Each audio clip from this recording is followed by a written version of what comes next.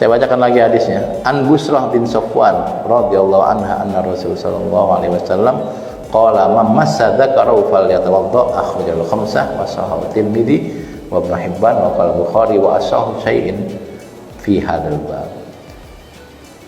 Nanti ada hadis orang yang memegang kelamin tidak batal wudu fa innahu bud'atun minka.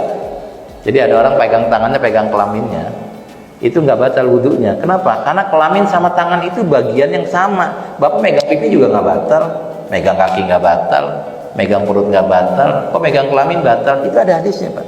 Tapi hadisnya dhaif. Yang ini juga tidak begitu kuat, tetapi lebih kuat daripada yang tadi. Apa bunyinya? Man massa dzakarahu falyatawadda. Orang yang menyentuh kelaminnya hendaknya dia berwudu. Fikih Syafi'i menyatakan orang salah satu yang menyebabkan wudu batal adalah menyentuh kelamin. Emang ada Pak orang habis wudu nyentuh kelamin? Ada kali. Saya nggak pernah Pak. Ya mungkin bukan Bapak, orang lain lagi gatel, garuk-garuk.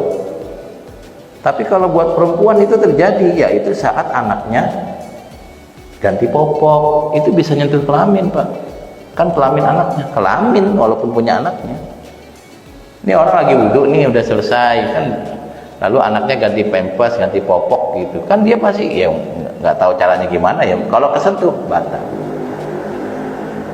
Jadi bukan sekedar kelamin dirinya sendiri, kelamin orang lain. Yaitu tadi contohnya ketika ibu ganti nyebokin anak. Ini bapak nyebokin anak nggak sih Pak? Kalau nyebokin anak enggak ya? Tapi wajah-wajah bapak nyebokin anak sih. Kalau bahasa itu adalah orang rumahan gitu. Pulang kerja ke rumah gitu. Kalau di rumah ya jadi bawahan istri ya. Galon habis siap. Lampu mati siap dorong gitu kalau bahasanya. Siap Bu gitu. Nah ini kalau orang nyebokin anaknya batal wudunya kalau nyentuh. Tapi kan nggak begitu kuat ya, ada yang menganggap dhaif, ada yang bilang dia sahih. Tapi ini adalah hadis yang paling sahih yang terkait nyentuh kelamin. Nyentuh kelamin.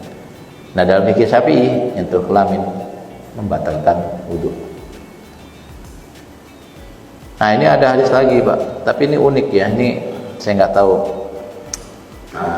penjelasan logisnya. Saya bacakan dulu hadisnya. Wa an Jabir bin Samurah radhiyallahu anhu anna rajulan sa'ala Nabi sallallahu alaihi wasallam atawadda min luhumil ghanam qala in syi'ta qala atawadda min luhumil ibil qala na'am akhrajahu Muslim. Nabi ditanya oleh seorang laki-laki, kalau saya makan daging kambing saya wudu enggak? Boleh wudu, boleh enggak, insyita. Kalau kamu mau silakan wudu. Tapi kalau saya makan daging sapi, wudu enggak? Naam, iya harus wudu. Nah ini dari sini ada yang menyatakan salah satu yang membatalkan wudu adalah makan sapi, tongseng, sate, rendang. Habis dari restoran Padang wudu. Ada yang begitu? Ada. Lah ini hadisnya. Qala na'am, iya. Tinggal apakah na'amnya Nabi ini berarti wajib atau ya bagusnya sih wudu, kan gitu saja. Nah kalau orang yang menganggap na'amnya Nabi iya berarti anjuran karena kita batal, ya kita wudu dari makan daging sapi. Pertanyaannya, kenapa daging sapi bikin batal wudu? Nah itu nanti yang saya belum tahu. Kalau daging kerbau, kalau daging onta, daging kuda, nah jadi banyak kayak gitu. Dalam fikih Syafi'i yang memakan barang itu nggak membatalkan wudu. Nah, saya pilih yang kedua lebih enak Pak, daripada nanti ditanya ini sapi doang atau binatang lain Pak. Nah, kalau saya bilang memakan nggak batalin wudu, jadi makan rendang nggak apa-apa. Tapi kalau nyelip ya bersihin dulu. Lagi sholat ada yang nyelip malah dikunyah, ya batal sholatnya Pak. Lumayan masih ada sisa-sisa. Makanya orang mau sholat suruh siwak tuh begitu Pak.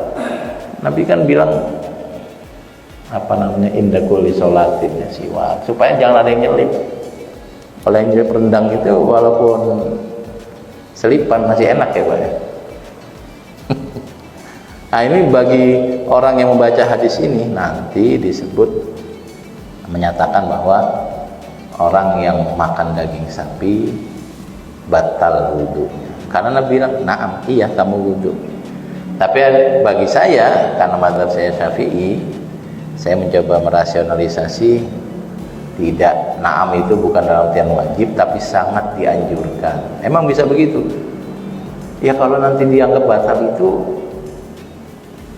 ya ada yang nggak batal sih, silakan. Saya nggak mau nggak batal. Berarti Anda berijtihad melawan hadis. Bukan, hadisnya satu, cara memahaminya yang berbeda gitu.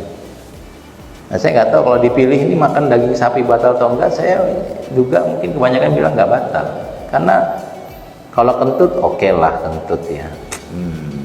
Tapi kalau makan daging dan dagingnya dibeda-bedain gitu, nah kayak gitu lah, fikih itu kayak gitu lah ya.